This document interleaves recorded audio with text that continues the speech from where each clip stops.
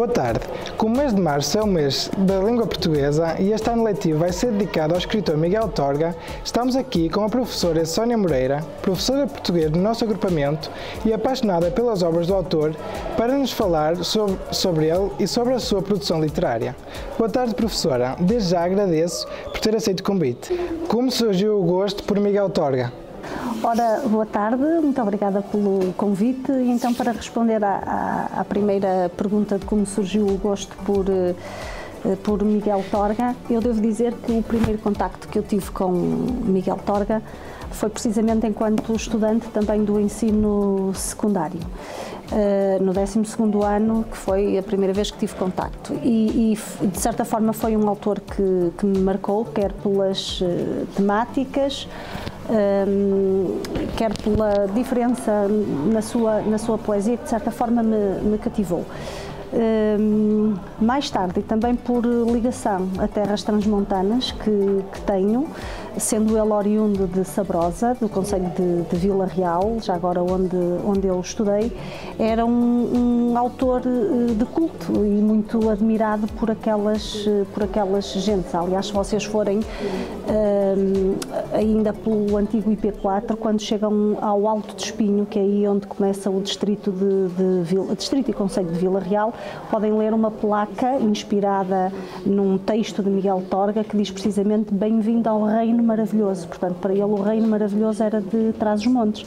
E eu, como passei também por lá uma parte importante da minha vida, aprendi juntamente também com os textos de Miguel Torga a apreciar aquelas paisagens, a apreciar aquelas gentes, e fui cultivando o gosto. Para além disso, o que é que, porque este gosto cada vez mais enraizado, digamos assim? Porque descobri o homem também para além do escritor, e o Miguel Torga é um herói improvável. É um homem que tinha todas as condições para ser mais um lavrador, mais um cavador de vinha, tal como o seu pai, e contra as circunstâncias, com uma vontade forte de vencer, de ter uma vida diferente da maioria das pessoas do meio de onde ele é oriundo, conseguiu vencer, porque ele é um vencedor que teve que trabalhar muito, imenso, para vocês terem, ou para fazeres uma noção. Ele emigrou para o Brasil com 13 anos, completamente sozinho, entregue a alguém que o pai conhecia, porque ele foi trabalhar para a fazenda de um tio. Portanto, era ainda um jovenzinho, não é? Um adolescente, logo no início da sua adolescência, desenraizar-se da terra, ter essa coragem de enfrentar de peito aberto o mundo, e numa altura em que Portugal era uma miséria, estávamos em plena ditadura salazarista, era um país pobre, cinzento, decrépito, inculto, e quem era filho do lavrador, por norma, destinado a lavrador, estaria. E ele tornou-se médico e tornou-se escritor, e foi um escritor que esteve 2 vezes, o nome dele esteve 2 vezes em cima da mesa para ser indicado como um possível dos candidatos ao prémio Nobel. Portanto, é de facto esta capacidade de se ter superado também que me conquistou e que me fez ter muita vontade de descobrir melhor a obra torguiana. O que encontra nas obras de Torga que a fascina? Relativamente à obra de Torga que me fascina, o que é que eu encontro? Algumas das angústias que me assolam também. Por exemplo, a relação que Torga tem com Deus, que é uma relação engraçada, uma relação de negação e presença constante, uma posição de desafio que ele assume perante a própria entidade divina, um ateísmo que afirma, mas afirma o ateísmo, mas sempre num diálogo com Deus. Como é que um ateu pode dialogar com Deus se não sente a presença dele? Portanto, ele nega-o racionalmente, é aquilo que me parece, que há uma negação, porque ele é um médico, é um homem da ciência, é um homem racional. Há uma negação, porque racionalmente não consegue explicar e aceitar que haja algo mais para além da morte, não é? Que será o nosso fim, mas simultaneamente há um apelo inequívoco para uma transcendência que ele não consegue explicar e que sente. E, portanto, e depois há uma relação de desafio e de medição de forças até. Porque, como ainda há bocadinho falei disso, ele teve uma vida extremamente difícil, uma infância extremamente dura e, portanto, nada na sua vida, como ele próprio diz, nada lhe foi dado, nada lhe caiu do céu. Ele teve que trabalhar imenso para conquistar tudo aquilo que conquistou e que conseguiu alcançar. Fruto de muito trabalho, muito esforço, muita superação, acho que é uma palavra que lhe assenta na perfeição.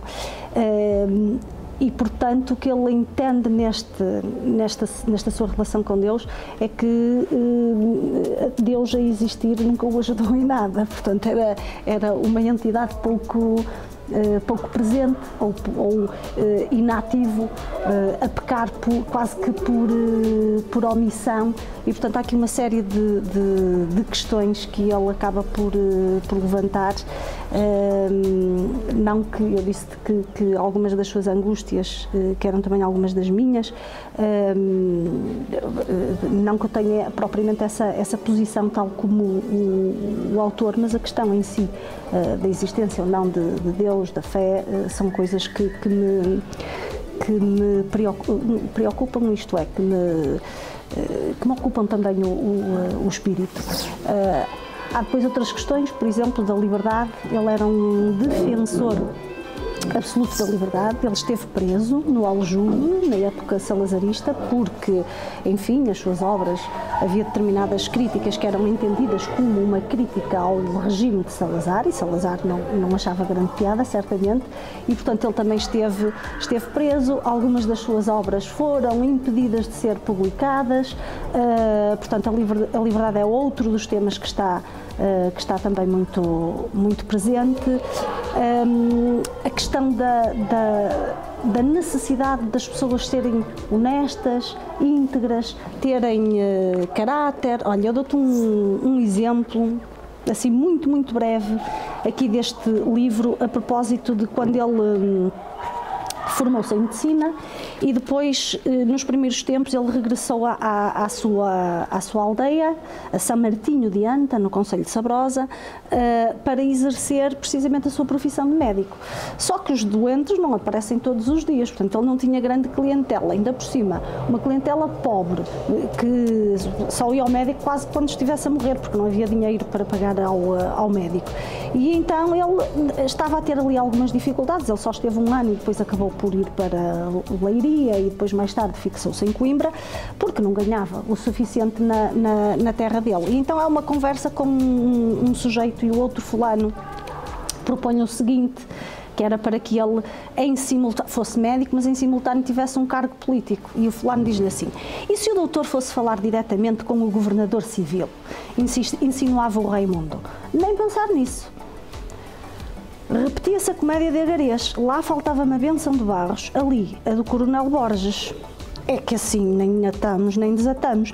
Paciência. Tenho quase a certeza de que uma palavra sua também eu, mas não vendo a alma ao diabo. Está bem, o pior é o resto. O senhor só a ganhar dos doentes não se sustenta e lá ficamos nós, outra vez sem médico, longe da sede do concelho, à mercê do Lázaro, do seu colega. E que quer que lhe faça? O que toda a gente faz, as coisas estão desta maneira. Homem, você conhece-me suficientemente para saber que eu não sou de transigências. As coisas estão desta maneira porque ninguém reage, todos se acovardam. Portanto, isto é uma biografia dele, escrita por ele, romanceada, uma autobiografia romanceada, mas que nos mostra bem este caráter íntegro, uma consciência do dever, da necessidade de agirmos com lisura na nossa vida e, portanto, acho que é uma mensagem sempre válida, continua válida e continuará válida. Qual a obra do autor que mais a fascina? Porquê? Ora, qual a obra de Torga que mais me fascina? Esta, A Criação do Mundo. Não só uma obra de Torga, mas é para mim um dos livros da minha vida. Há mais alguns que teria dificuldade em estar aqui a escolhê-los, mas este seguramente que não tenho dificuldade nenhuma. Um livro que me é muito caro. Olha, como tu vês, ele está cheio de algumas engelhas, está todo sublinhado. Também já fiz um trabalho académico a partir daqui. Portanto, mas é um livro ao qual meia volta gosto de regressar. Agora, isto é A Criação do Mundo, é a autobiografia romanceada de Miguel Torga, portanto é ele próprio que escreve sobre a sua própria vida, claro, doura ali também às vezes um bocadinho a pílula aqui e acolá, mas é muito interessante porque através desta autobiografia nós aprendemos imensa coisa sobre o autor e uma perspectiva, a sua própria perspectiva, não é? A história que ele quer que se conheça, a história que ele quer contar.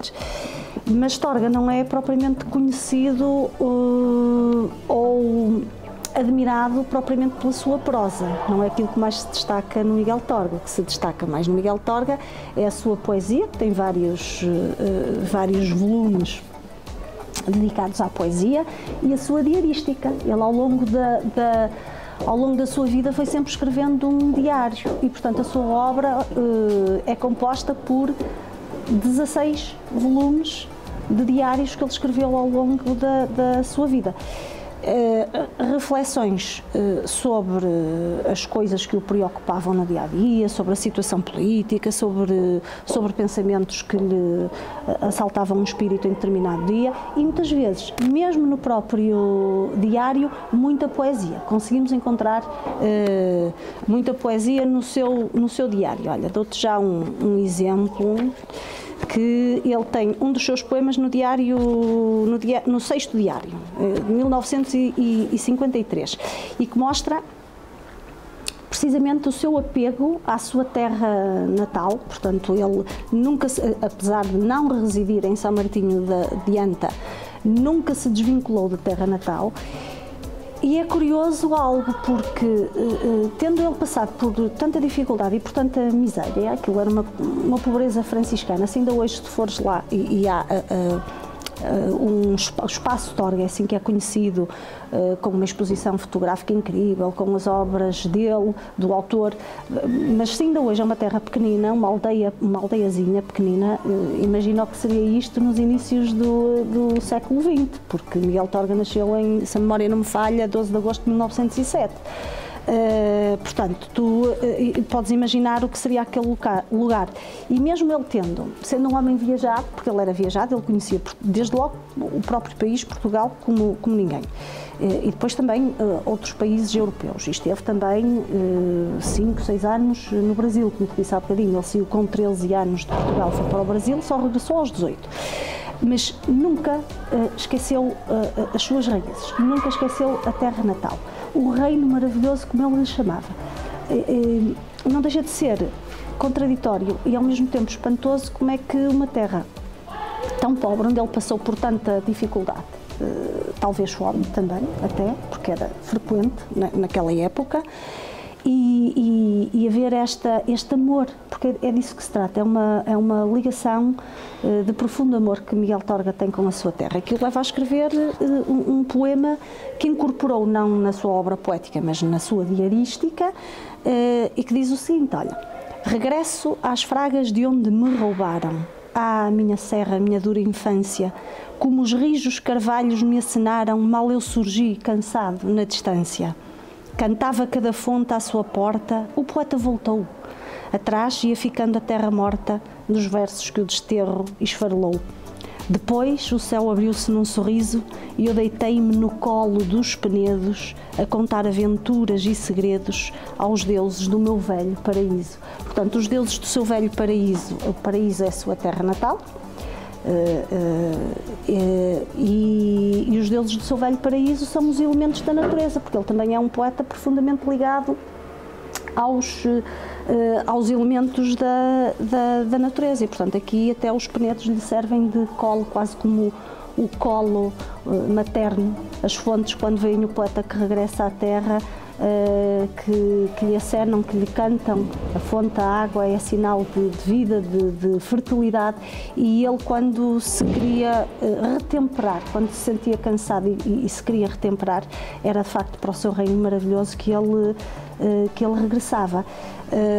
Portanto, isto é apenas um exemplo do que podemos ver também na sua diarística, mas de facto para mim a minha obra, apesar de ele ser muito mais conhecido pela poesia, pela sua diarística, a minha obra de eleição é este livrinho que aqui está, A Criação do Mundo. Para um jovem que não tem hábitos de leitura, considera que as obras de Torga são um bom começo? Miguel Torga não é um escritor de leitura fácil, principalmente para vocês, nesta altura, porque desde logo tem termos muito específicos, regionalismos, que são tipicamente da região transmontana. E eu sinto, de cada vez que trabalho um texto de Miguel Torga, vocês estudam um conto de Miguel Torga, por exemplo, no 7º ou no 8º ano, e têm imensa dificuldade em compreender o que é que ele, determinadas palavras e o que é que ele quer dizer com isso. Portanto, não será certamente um leitor fácil. Para um jovem, eu ia dizer da tua idade, mas nós não devemos aconselhar propriamente livros, não é tanto pela idade, é pela maturidade e pela nossa capacidade de leitura. Portanto, se é um jovem que lê pouco, que não gosta muito de ler, eu não lhe vou dizer para ele começar a ler Torga, começar pela Criação do Mundo, não é? Mas pode começar pelos bichos, pode começar pelos Contos da Montanha ou Novos Contos da Montanha, porque são 2 volumes de contos diferentes. Ainda por cima, sendo um volume de contos, significa que são histórias mais curtinhas, dá para ler um conto em cada dia, não é? Tirando isso, também tem um romance, por exemplo, Vindima, que não é aí mais para um jovem de secundário, por exemplo, poderias perfeitamente pegar no Vindima, retrata a época das vindimas no Douro, lá está, meados do século passado, do século XX, um trabalho muito difícil, porque era um trabalho braçal, era preciso subir e descer os chocalcos dos douros com os cestos às costas, e esse romance de Miguel Torga retrata precisamente o que é o Douro vinheteiro e o trabalho duro, a contratação das pessoas que ficavam em barracões, sem condições nenhumas, tudo a dormir, aglomerado, para no outro dia, cedo, pegar ao trabalho logo de manhã cedinho, porque eram contratados pelos grandes proprietários das quintas. Portanto, tudo depende de como é que vocês se sentem na leitura, se são leitores frequentes, se não são, se não temos muito hábito de leitura. Então vamos começar por uma coisinha mais simples, ou até, quem sabe, um poema em cada dia não sabe o bem que lhe fazia. Que obras do autor aconselharia a um jovem da minha idade? Pronto, esta última pergunta vai um bocadinho ao encontro daquilo que eu também já fui respondendo anteriormente. Portanto, que obras do autor aconselharia? Depende, então, da capacidade de leitura. Para quem for já um leitor de rotina, acho que não pode deixar de ler A Criação do Mundo. Quem não tiver tanta experiência de leitura, se não gostar de ler, começar aos bocadinhos, talvez com um poema hoje, um conto amanhã, e depois ir aprofundando a obra torguiana, que de certeza que não desilude. Muito obrigado por esta maravilhosa entrevista e obrigado por ter aceitado o convite. Nada, foi um prazer.